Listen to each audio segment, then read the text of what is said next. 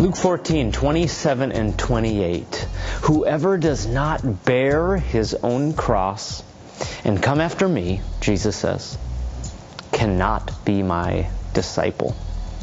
For which of you, desiring to build a tower, does not first sit down and count the cost, whether he has enough to complete it? Another parable in our parable series that we're getting into here in the Gospel of Luke. Let me ask you, though, when's the last time you were in a situation where you had to either commit or not to something that you knew from the onset was going to come at a great cost, with great commitment or undertaking? I remember a few years back, I was training for a long distance race, and the thing about this was I had already done a race like it, and so I knew what it was going to take to train for it, and I knew what it was going to also take to get through the race. I knew what kind of pain it was going to be to finish, and yet I had to count the cost, because to finish was going to be great.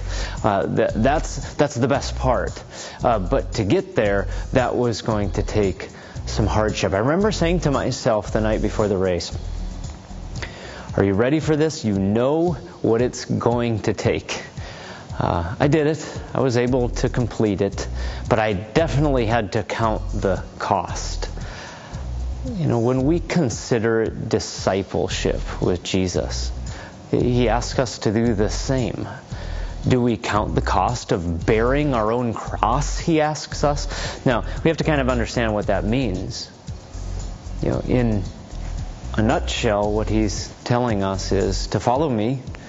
It's not going to be easy. It's not going to be a life of ease. Yes, there will be blessing. In fact, if you finish the race, there will be the greatest blessing, one that you cannot even imagine.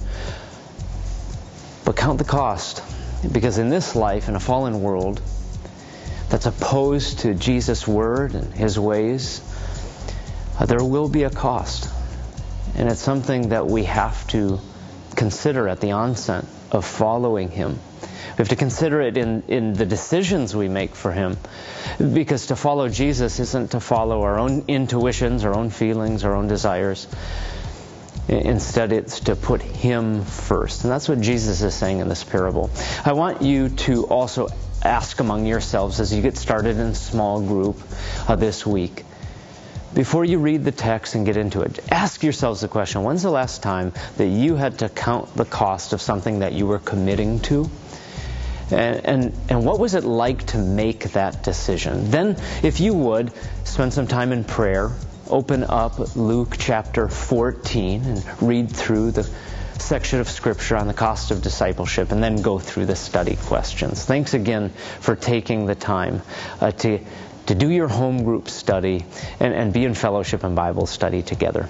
Have a great study.